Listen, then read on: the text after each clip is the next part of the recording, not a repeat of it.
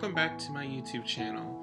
And today we're going to be talking about another theory for the Kingdom Hearts Xehanort trilogy, 1,000 theories I do about him.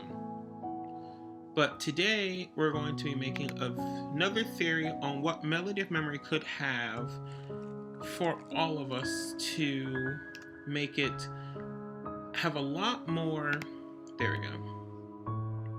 have a lot more push towards the game to make it even more interesting. So, right here we have Xemnas, here we have Namine, and here we have Kairi.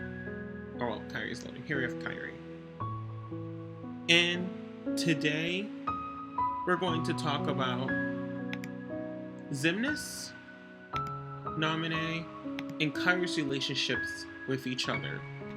Now, I'd like to talk about how Xemnas actually remembered everything regarding the Ansem training he went through in Kingdom Hearts 2 and in Kingdom Hearts 3, 5, 8, and in Kingdom Hearts Chain of Memories. Even though he wasn't shown in Chain of Memories, it was announced. Xemnas told Marluxia to take care of Castle Oblivion and to take care of Namine in his custody. Now, the thing I'd like to talk about is that why would Xemnas want to take care of Namine? Well, many people say, well, it's because it's to get Sora, but I don't think that really is all of it. See, back then, I don't think Nomura had a really full thought process yet of what Kingdom Hearts Melody of Memories is going to be, because he killed off Kairi in Kingdom Hearts 3 almost. I don't think he really much cared about her until the fans started pushing it. But I think that Xemnas knew that Namine was Kairi's nobody because he knows who Kairi is. For my last theory video, I talked about how Xehanort, when he was going to attack Kairi, she flinched because she was nervous. Like she's seen him before. Like she knows that man. Well, that man is also Xemnas. And the thing here in this theory that I want to talk about today is that, does Xemnas also know about what he experimented on as Ansem when he was Ansem onto Kairi? Because if you think about it, him and Ansem both almost have the same memories. Even in Kingdom Hearts 1, Xemnas even knew who Ansem's name was. He said, "Ah, that sounds familiar." Well, Ansem is his master. Well, the thing that's going to make it pretty interesting with this theory today also is that the game is called Kingdom Hearts Melody of Memories. And what makes it interesting is that Melody of Memories is about Kairi's memories in her past, and also finding Sora. But the thing here is that Namine has done that already. In Chain of Memories, she was the one that manipulated Sora's memories into changing them so she would be Kairi, technically, in his life. But I just thought of something here that might be pretty interesting for everyone that's listening. If Namine can control Sora's memories, does that mean Kairi can do the same thing? Now, I know that sounds like a really big reach, but think about it here. Roxas has the Oblivion and Oathkeeper. That comes from Sora. He gained the Kingdom Key from Sora. And the thing is that that's pretty interesting, because if you think about it, that's the truth here regarding how Kairi could have Namine's powers. The truth is that Kairi and Namine are the same person, and if Roxas gained powers from Sora and Ventus, why couldn't Namine gain powers from Kairi? Why couldn't Kairi also have the same ability to control Sora's memories? And that's what's pretty interesting about it, because that's what I'm going to put as my theory. What if Xemnas' experiment was to control the next Keyblade wielder, or worthy Keyblade wielder? Now, I know that sounds crazy, but what if Xemnas, or Ansem, if you want to call him that, made a plan to control the next Keyblade wielder when Ansem was seeking darkness to get Kingdom Hearts? Now, I know this is like a far fetch, but think about it, guys. If Ansem did take Kairi and knew that Keyblade wielders existed during that time. But Aqua wasn't the one that confronted him, because during that time, Aqua didn't think of anything of it, because Xehanort wasn't Xehanort at that time. So that means Aqua and Ventus were already gone. Kairi was still there. So that means that Kairi didn't meet Sora in them yet during that time. But my theory regarding Xemnas being the one to put something inside of Kairi, or Ansem being the one to put something inside of Kairi, to make it so that she would be the one to change the destiny of not just herself, but also the Keyblade wielder in the future, which would be Sora. I think, like on Destiny Island, Destiny is something that came forth. And I think what happened here is that why the experiments that Ansem probably did on her didn't work for controlling Sora isn't just because Sora defeated Marluxia in them, but it's because Destiny changed. Riku was supposed to be the one to gain the Keyblade from Terra, but it actually went to Sora because Sora was the kind-hearted one. That was the person that was chosen. It was no longer Riku.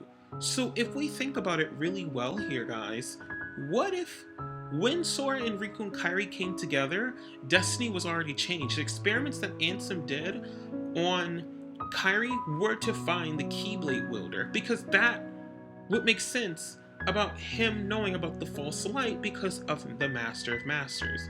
So if we make a timeline here, this could make sense. Young Xehanort meets the Master of Masters. He does his Keyblade training. He completes it, become Master Xehanort. He finds Ventus, but deems Ventus not good enough to be his student anymore because he won't accept the darkness, so he takes over Terra. He gains amnesia. He actually doesn't forget who he really is. He then turns into Ansem. And Ansem starts experimenting on people to find and seek darkness. But first he needs to seek out the power that counters darkness, which would be light. He finds Kairi, takes her, experiments on her, and changes her destiny, because he needs her to be the beacon of light to find that Keyblade Master. Because in Kingdom Hearts, Riku said himself in Kingdom Hearts that in Kingdom Hearts 3, Replica Riku, or Dark Riku, said himself that Ansem waited for me and you, which is him and Sora, to be the ones to go to that island and live there. If you go back and watch the cutscenes on YouTube, all of Replica Riku's cutscenes, Kingdom Hearts 3, Riku says that Ansem or Xehanort waited for those two to go there, which means that could put the story together of why Kairi was the one that met Sora and Riku. That's the reason how she met them. It's because Ansem, Xemnas, they're all the same person, Xehanort, experimented on her and made her become, let's say, like a trap for Sora. And let's say that when Kairi put her heart inside of Sora when everything was lost, all of that went into Namine. Namine was the leftover experiment that was given to Kairi as a child, being to be the one to control Sora's memories. When Kairi was gone, it was Namine's job to do it. She was the one that was supposed to do it. That's why they call her a witch. It's because she uses magic that is against natural order, which is like science. Many people believed back in the day that science was against natural order in the world, which is why it should have never been something learned. So if we think about it here, guys, could Kairi use Namine's power? Was Ansem, Xemnas, Xehanort, they're all the same? Did the actual experiment actually be them putting something inside of Kairi to not change her destiny, but also to make her destiny be forced to find the man or boy that will be the next Keyblade wielder? Could that have been her destiny that was changed and forcefully changed? And why she says in the cutscene, if it wasn't for you, Soren would be here. It's because he already forced it so that Kairi would be the one, the beacon that would let the Ansem, Xemnas, all of them, Xehanorts, to find Sora and try to take the Keyblade power from him. could that be the story? Was Kairi all this time just nothing more than a character for plot to make Sora's life even worse, just like in Kingdom Hearts 3? Because if that really is the plot, yeah, the story is cool, but it just shows that Kairi is nothing more than a character that's making life harder for Sora. And it's sad because I love Kairi so much, and I really want her to have so much potential, but I just don't think Nomura can really do much to save her character. But we'll see. But that's just a theory, guys. That's what I'm thinking. And what makes it even more interesting is that if that could be the truth, would this also mean that Sora was also a part, if Sora is also a part of the Master of Masters because of the glitch that was seen, could that also mean that, what if the Master of Masters and young Xehanort, during the time they were talking, the Master of Masters and young Xehanort already both knew what to do? One would take care of Sora, one would take care of Kairi. They both would meet and fall in love. Let's say they do fall in love. And the love that they fell in love with, Riku was just there, okay? We don't know anything about Riku's past except for he was a child that was friends with them and chosen by Terra. But if we think about it, well, I'm going to do a Riku theory on that soon. But if we think about it, Riku doesn't really have a significance to the story back in Kingdom Hearts 1. He was just their friend. Actually, Riku never really would have had a significance if he never was possessed by Ansem. But we'll get to that in his theory video for another Xehanort theory in the future. So, every Xehanort, like I said in my previous video, has a connection to the main cast, and why I keep saying that I do not think this is the end of the Xehanort saga. I think Xehanort has done too much for his name to ever die in this saga. Xemnas and Ansem are the same person, and if you think about it, they both did probably terrible things to Kairi. And Kairi, like in the cutscene, says that that person is the one that ruined her destiny. But if you think about it here, even in Kingdom Hearts, Riku said in Kingdom Hearts 3, if you look at the cutscenes, that Ansem waited for them to go to Destiny Island and be born. Actually, be born on Destiny Island. And for Riku to allow Ansem to possess him, like Ansem already saw the future, which Ansem could go through time, like he told his younger self. Which means that the plan for Kairi must have been planned out since the beginning.